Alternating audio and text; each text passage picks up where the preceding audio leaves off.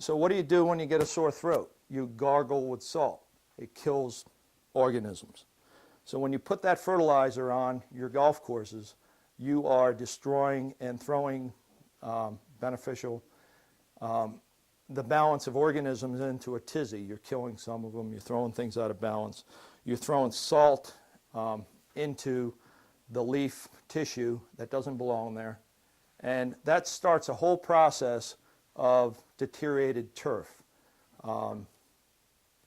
So when the turf is sick with salts, it needs more water to sustain it, because it will wilt because of the salt in the plant. Now, they're not going to teach you this at these schools because they're funded by the chemical companies, the fertilizer companies, the educations that people get, and it's not your superintendent's fault that he hasn't been educated in this vein of things. Through just the luck of the draw and intuition, I've gone down this road, and the further I go, the more I learn how we've been misinformed. You could say lied to, but misinformed the industry, and you guys are paying for it.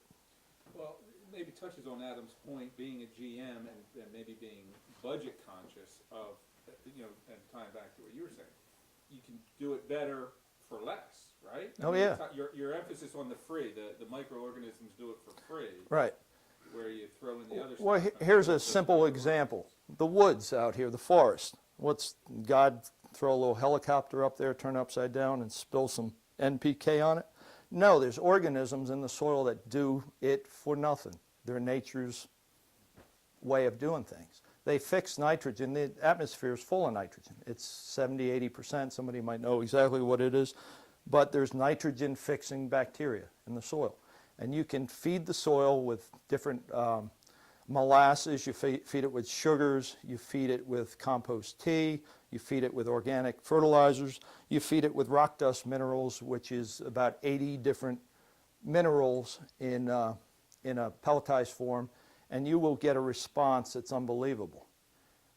And start shutting the water down at the same time.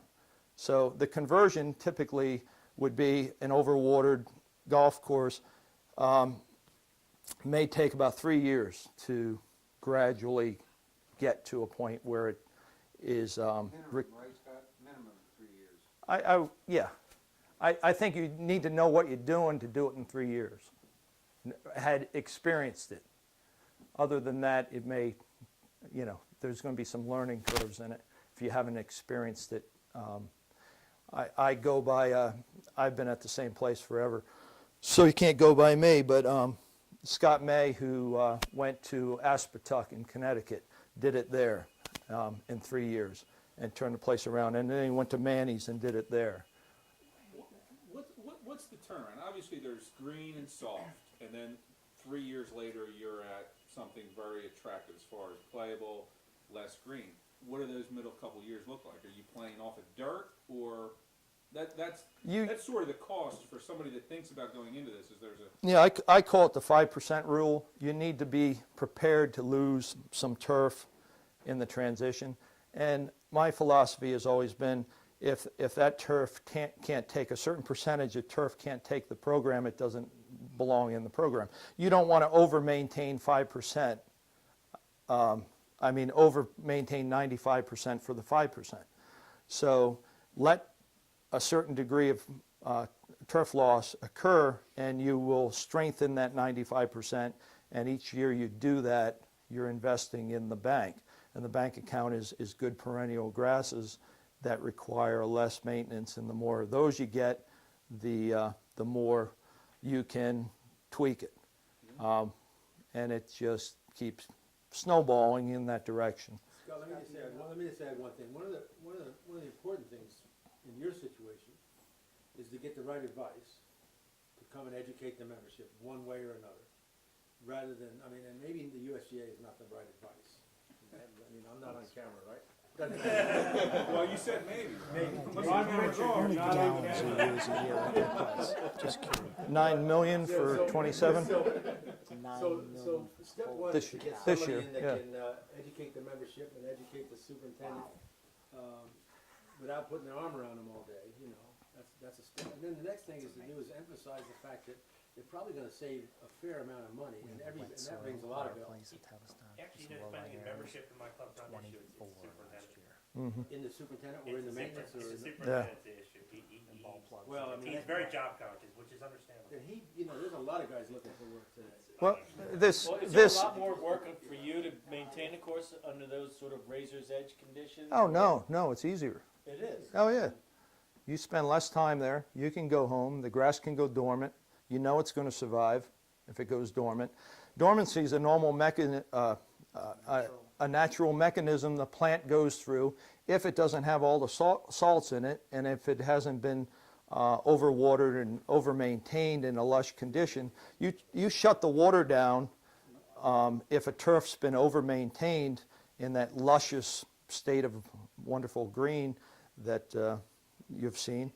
You shut the water off, it's just going to collapse. But you need to train your grass. You need to stay off the salt fertilizers. You need to pump it full of potassium. You need to feed the soil. You need to, obviously shut the water down. And the beauty of all this is we use less fungicides. We used 9 million gallons of water on 27 holes, so that would equate to about 6 million. Our normal's 4 to 6 million gallons for 18 holes. And that's lower than if they had it as a drought restriction, it wouldn't affect you at all, right? No, when we had a drought restriction a few years ago, we were allotted more water than we ever used. So that gives you a reference. Yes. Scott, up here. Yes, sir. You really gotta be fair about saying, with the firm and fast program you've got, which is really the ultimate, you can go home, because I'll tell you what, every other course I've ever seen, including mine, Aronimix, I'm amazed John Gosling didn't come over here, he was gonna come.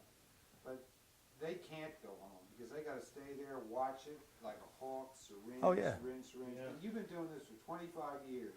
They've been doing it for 3, 4, 5, 6. They can't go home. So the man hours, they're up there. Right. You're way past that curve. You should explain this to these people. Well, that's true. It gets to the point where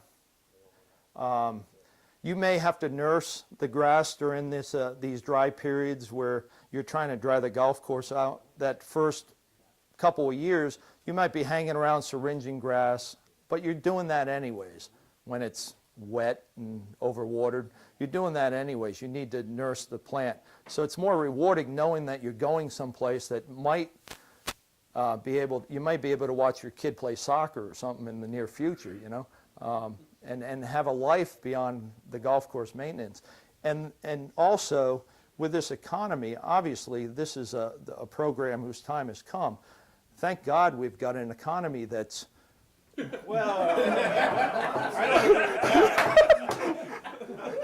That's going to put some pressure on some maintenance programs. This from a guy that he's Sean Connery's,